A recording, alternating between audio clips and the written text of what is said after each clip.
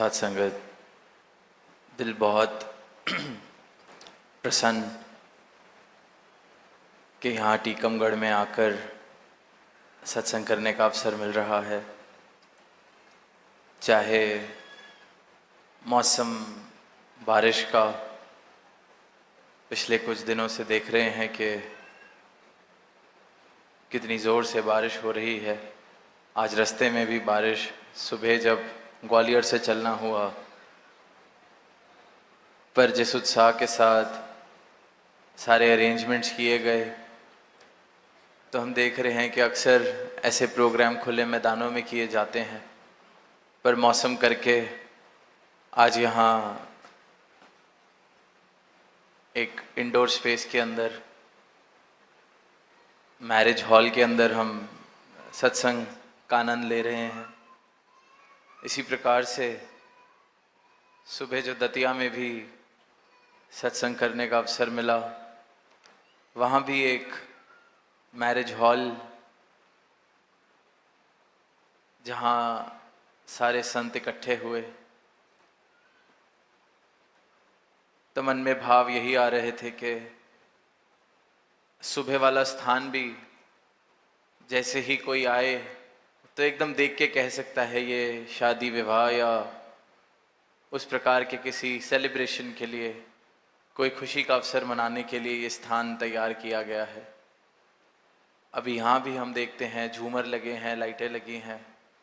अभी तो सत्संग हो रहा है, पर वैसे कोई आए तो देखते ही कह सकता है कि ये स्थान कहीं ना कहीं कोई शादी या इस प्रकार के मौक़ों के लिए इस्तेमाल होता होगा। तो भाव यही है कि सजावट इस हॉल की जितनी मर्जी हो जाए, अच्छे से अच्छे झूमर लग जाएं, सुंदर से सुंदर कपड़े से सजावट हो जाए, लाइटें लग जाएं, बिल्कुल खूबसूरती से इसको सजा दिया जाए, सुंदर से सुंदर फूल लगा दिए जाएं, पर उस स्थान पर, जिस स्थान के लिए इसको सजाया जा रहा है, जिस काम के लिए सजाया जा रहा है, विवाह के लिए या इत्यादि किसी भी फंक्शन के लिए, वो फंक्शन ही ना हो, वो कार्य ही ना हो जिसके लिए इस स्थान को सजाया गया था, तो फिर वो सजावट किसी काम की नहीं रह जाती, किसी मोल नहीं रहता है सजावट का। जो कहते हैं कि ये शादी का बैंक्वेट है या शादी का हॉल है, हॉल तो बहुत मुबारक है, पर उत्सव और खुशियाँ तभी मनाई जाती हैं उस हॉल के अंदर जब वहाँ कोई ऐसा शुभ कार्य है जहाँ दो परिवारों का मिलन हो रहा है, या कोई खुशी का मौका मिलके सब लोग मना रहे हैं, कहीं किसी का जन्मदिन या शादी की सालगिरह। तो जो कहने का भाव है वो यही है कि ये जो ऊपर ऊपर की सजावटें हैं, सुंदर से सुंदर हम इसको सजा लें, पर अंदर क्या चल रहा है? अंदर खाली है, कोई आया ही नहीं, तो फिर किसने खुशी मनानी है? अंदर अगर कोई खुशी का मौका बनना था, पर वहाँ मनमुटाव हो जाएं, वैर पड़ जाए किसी बात का, तो ये सजावटें मजबूर नहीं कर सकती खुशी मनाने के लिए। और इसी प्रकार ये जो तन मिला है मनुष्य का, इंसान को, ये जो मनुष्य तन हमें इस जीवन में मिला है, ये इतनी सुंदर बारी मिली है कि एक सुंदर जीवन जिया जाए। इतना सुंदर संसार इस परमात्मा ने साथ में रचा के दिया है।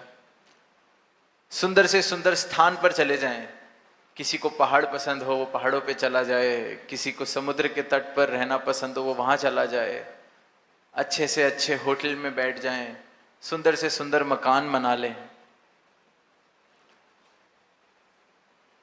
पर अगर मेरे मन में सुंदरता नहीं है, मेरे हृदय में प्रेम नहीं है, शांति के भाव नहीं है, तो सुंदर से सुंदर जगह भी मुझे खुशी नहीं दे सकती।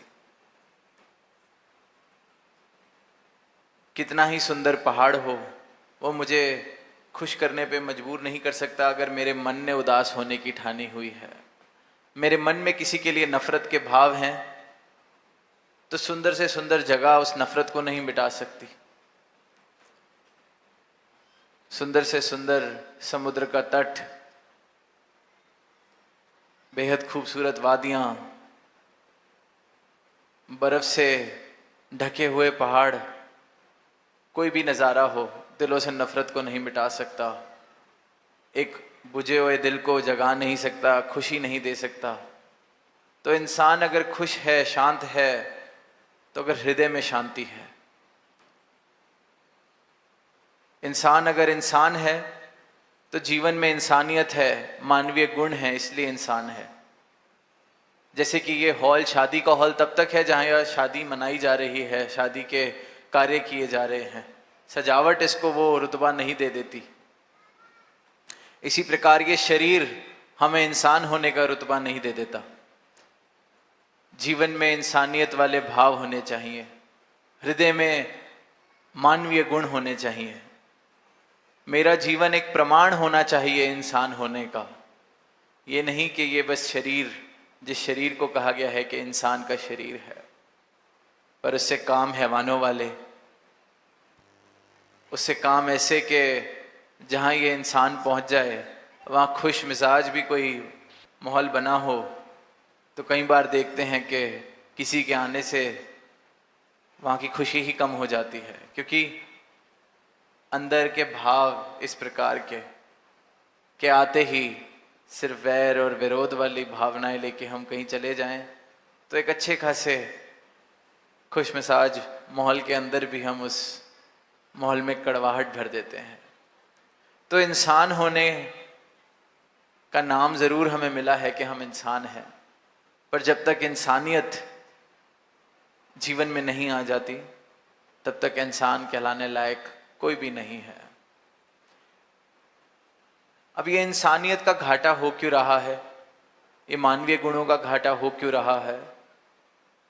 क्योंकि ये इंसान जो है अपनी मूल पहचान से, अपने अस्तित्व से दूर हो चुका है, भूल चुका है कि मैं कौन हूं।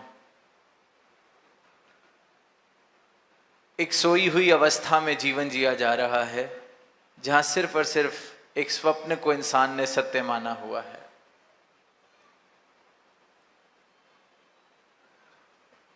ये शरीर मिला है तो खुद को इंसान शरीर ही मान बैठा है। 84 लाख योनियों के बाद मानव तन मिलता है तो आत्मा शरीर बदलते बदलते खुद को शरीर ही मानने लगती है।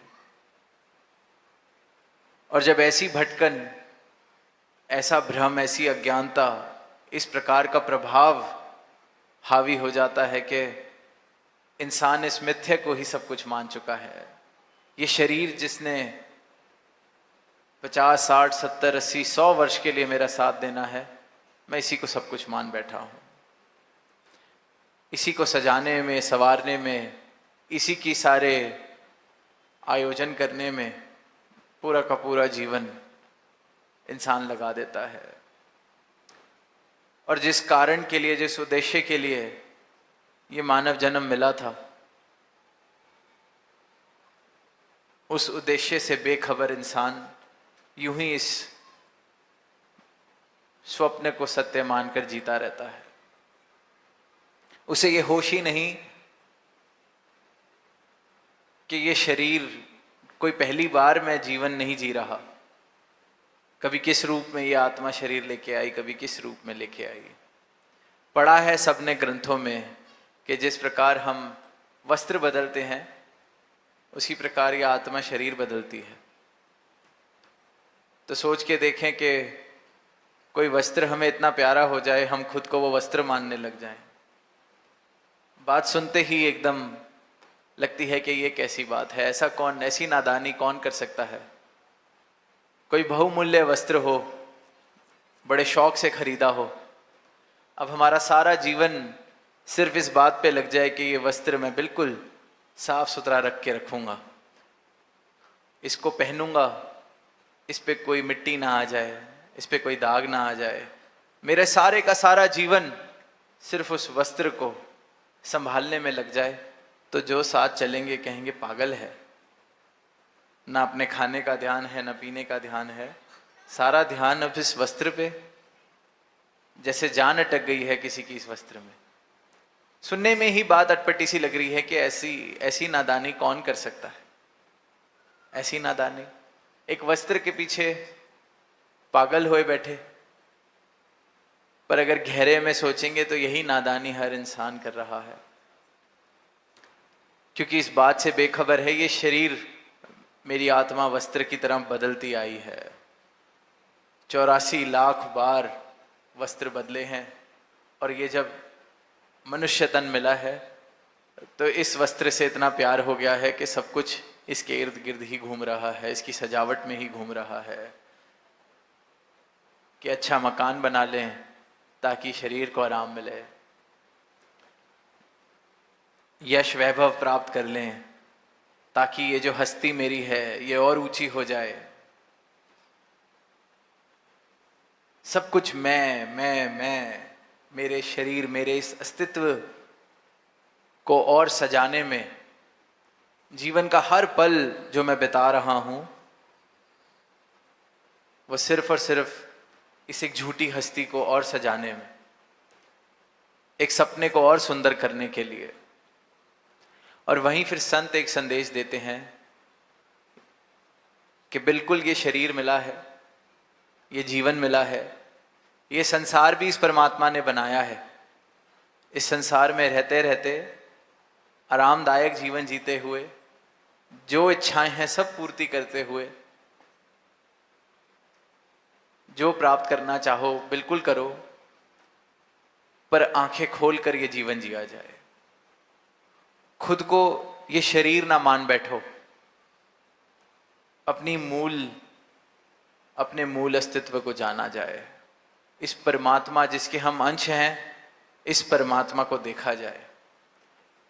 और फिर जब जीवन में ये बोध आ जाता है कि मैं ये शरीर नहीं, मैं शरीर में हूं, तो फिर ये जीवन जीने का ढंग बदल जाता है।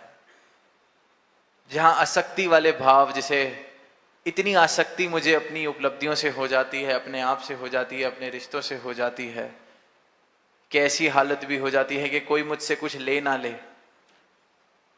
या तो पाने की दौड़, और जब पा लिया तो उसको पकड़ के रखने की दौड़ में इंसान पूरा जीवन ऐसी आसक्ति वाले भावों से जीता है। और वहीं जब ये बोध हो जाता है कि मैं मूल रूप से कौन हूं, तो ये आसक्ति अनासक्त आसक्ति बन जाती है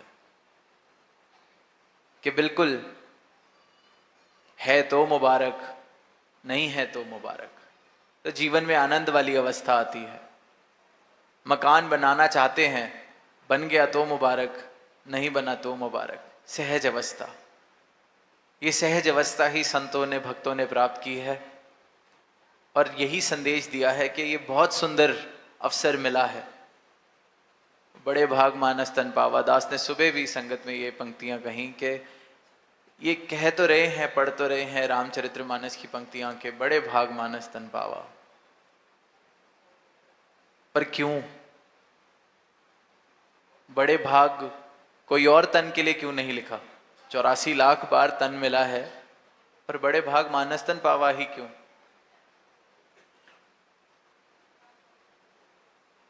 लाखों और शरीर मिले, उनके लिए क्यों नहीं कहा गया? मकान तो उनमें भी बनते हैं, देखते हैं हम, एक छोटी सी चिड़िया भी अपना घोंसला बनाती है, संतान भी वहां और योनियों में पैदा करता है, घर बनाता है, संतान पैदा करी जाती है, खाया जाता है, पिया जाता है, शरीर का ख्याल रखा जाता है, सब कुछ किया जाता है। तो फिर इस मानस तन के लिए ही क्यों कहा गया है कि बड़े भाग मानस तन पावा? क्योंकि इस मानस तन को प्राप्त जब कोई कर लेता है तो उसके पास ये अवसर आता है कि वो अपने मूल की पहचान कर सके, आत्मा की भटकन को मिटा सके, खत्म कर सके, जो और किसी योनि में मुमकिन नहीं है। इसलिए फिर मानस को सर्वोत्तम रचना कहा गया है परमात्मा की। कि इस योनि में आकर इंसान इस ब्रह्म ज्ञान को प्राप्त कर सकता है, ये अवसर है इसके पास कि इस परमात्मा को प्राप्त कर ले, जान ले, और इसको जानकर अपनी पहचान कर ले, तो फिर जीवन आनंदमय हो जाता है। तो फिर ये जो कहते हैं कि संसार चक्र, इस संसार चक्र से मुक्ति हो जाती है। आने जाने वाला ये जो चक्र है ये खत्म हो जाता है, क्योंकि अपनी मंजिल का पता मिल गया, अपनी मंजिल मिल गई, तो फिर अब आने जाने का क्या कारण रह गया। और ये मंजिल की जानकारी सिर्फ और सिर्फ इस तन के रहते की जा सकती है, इस मानव शरीर में की जा सकती है। तो ये जो श्वासें चल रही हैं, एक एक श्वास बहुत बहुमूल्य है। किसी को नहीं पता कितनी श्वासें हैं, कल सुबह उठना है कि नहीं उठना। तो संतों ने तो यही आवाज दी है कि हमने दर्शन किए हैं, आप भी दर्शन कर लीजिए। और दर्शन करने के बाद इस परमात्मा के कुछ बदलाव नहीं करने। ये नहीं कि आज परिवार से प्रेम है तो परिवार से प्रेम करना छोड़ दो, परिवार को छोड़ के कहीं भाग जाओ, बिल्कुल भी नहीं। आज अपना काम कारोबार कर रहे हो, आज ये परमात्मा प्राप्त कर लिया है, भक्ति जीवन में अगर चाहिए तो एक कारोबार छोड़ के भाग जाओ, बिल्कुल भी नहीं। घर परिवार में रह रहे हैं, घर परिवार में ही रहना है। कारोबार कर रहे हैं तो कारोबार ही करना है। तो फिर इंसान कहता है कि ये बदलाव क्या आया, ब्रह्म ज्ञान जीवन में आ गया, मुझे पता चल गया मैं ये शरीर नहीं हूं, मैं इस परमात्मा का अंश हूं जिसमें मुझे मिल जाना है। तो फिर बदलाव क्या?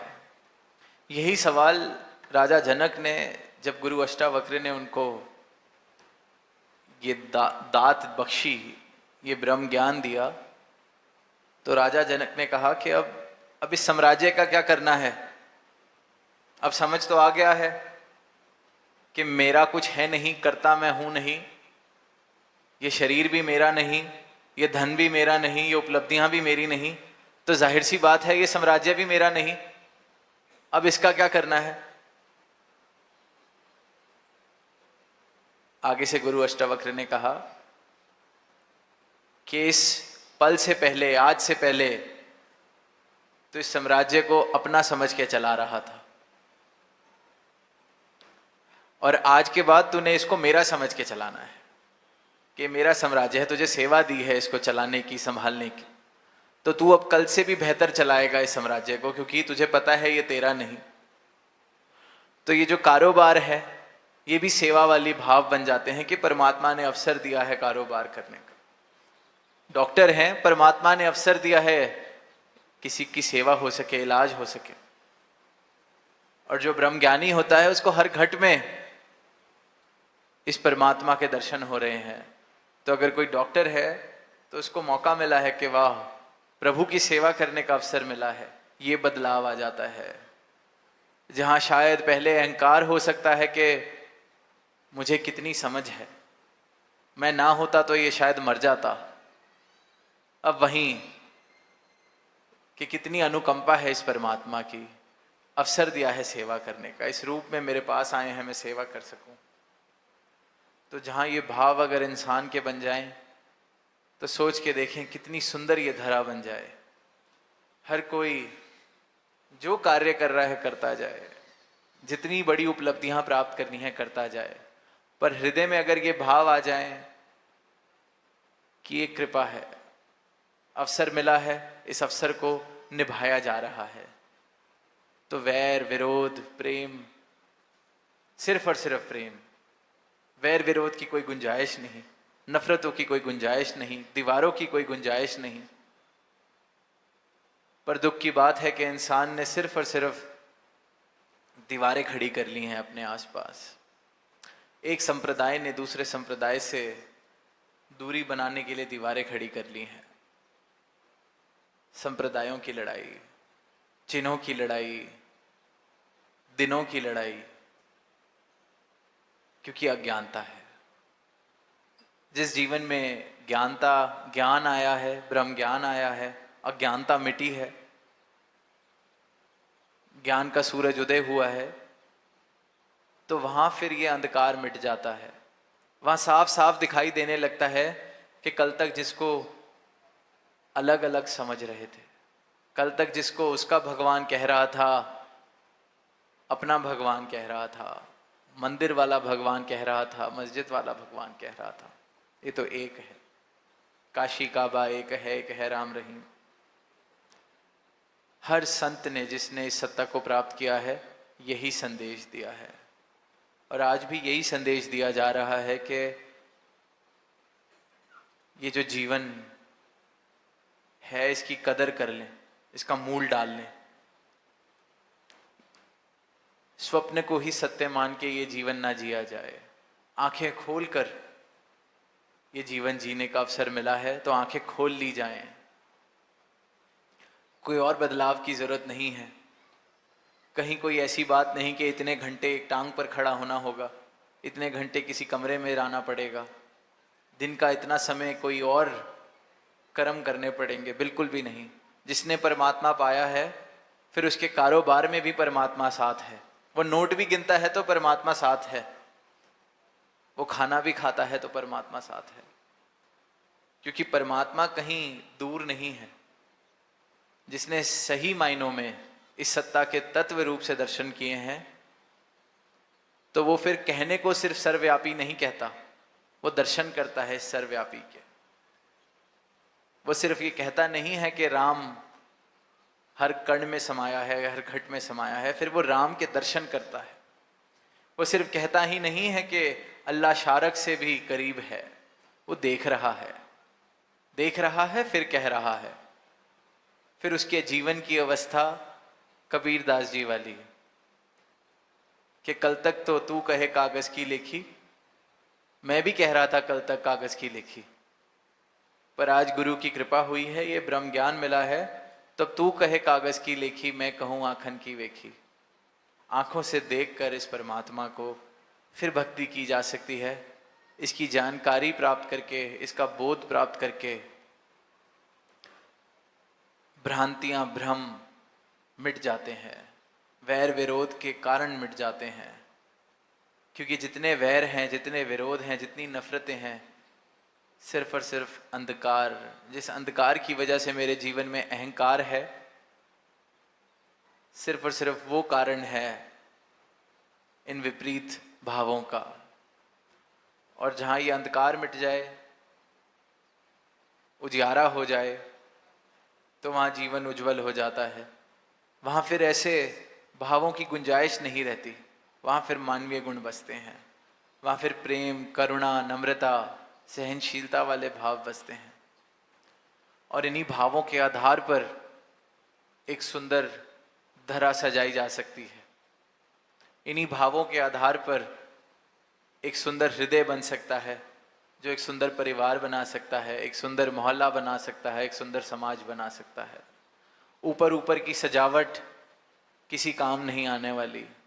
सबको बहुत खूबसूरत वस्त्र मिल जाएं, सबके बहुत कारोबार सुंदर हो जाएं, सब बहुत धनवान हो जाएं, पर अगर हृदय में परिवर्तन नहीं हुए तो ये सजावट एक किसी काम की नहीं है। फिर जैसे कि दास ने शुरुआत में कहा कि सुंदर से सुंदर इस हॉल को सजा दिया जाए, पर कोई खुशी का अवसर ना मनाया जाए इसके अंदर, तो ये सजावट एक किसी काम की नहीं है। तो यही अवसर है। अगर शांति चाहते हैं तो पहले खुद शांत होना पड़ेगा, प्रेम चाहते हैं तो पहले खुद प्रेम देना पड़ेगा, प्रेम बनना पड़ेगा। और ये बनना मुमकिन है, सबके लिए मुमकिन है, क्योंकि इस परमात्मा को जिसने प्राप्त किया है उसके जीवन में प्रेम आ जाता है, उसके जीवन में फिर ये भाव आ जाते हैं, सबके भले के भाव, भला करो सबका प्रभु सबका हो कल्याण, ये वाले भाव आ जाते हैं। और ये भाव सिर्फ तभी आ सकते हैं जब जीवन अंधियारे से उजियारे की तरफ आ जाए, क्योंकि अंधकार में ही हम किसी और की नुकसान की बात करते हैं, किसी और को दुख पहुंचाने की बात करते हैं, किसी और की लकीर छोटी करने की बात करते हैं। अंधकार में, अंधकार खत्म तो सबका भला हो भगवान। ये वाले भाव जीवन में आ जाते हैं। तो यही दातार से अरदास कि मानव जन्म मिला है तो ये प्रयास किया जाए कि मैं इस प्रभु को पा सकूं। सोच के देखें, नाम लिया जा रहा है प्रभु का, उस्तति गाई जा रही है, यशोगान कर रहे हैं, पर क्या इस प्रभु को पाया है? क्या कह सकते हैं कि जो शारक से करीब है वो परमात्मा पा लिया है? क्या कह सकते हैं कि जो सर्वव्यापक है वो परमात्मा देख लिया है, पा लिया है? क्या कह सकते हैं जिस परमात्मा को शस्त्र काट नहीं सकते वो परमात्मा पा लिया है? ये सवाल पूछने की ज़रूरत है, क्योंकि इसी सवाल को जिसने पूछा है और जवाब पाया है, फिर उसका जीवन आनंदमय, फिर उसके जीवन में भक्ति, फिर उसके जीवन में सत्य, फिर स्वप्न वाला जीवन वो इंसान नहीं जी सकता जिसने सत्य को देख लिया है। जिसने रोशनी देख ली है वो फिर अंधकार के साथ गुजारा नहीं कर सकता। तो संतों ने युगों युगों से यही एक संदेश दिया है कि इस परमात्मा को प्राप्त किया जा सकता है, इसकी भक्ति में जीवन जिया जा सकता है। और संतों ने ऐसा जीवन युगों युगों से जी के दिखाया है, आज भी जी रहे हैं। और यही एक संदेश आदिकाल से जो सत्य है, आज जो सत्य है और जो दिख रहा है, सब खत्म हो जाएगा तब भी जो सत्य रहेगा, इस सत्ता को परमात्मा कहा जाता है। इस सत्ता के दर्शन कर लिए जाएं, इस सत्ता के साथ नाता जोड़ लिया जाए, इस सत्ता को जान कर ये जान लिया जाए कि हम भी सत्ता के ही अंश हैं। फिर सत्य वाला जीवन हम सबके हिस्से, हम सबकी झोली में आ सकता है। प्रेम से कहना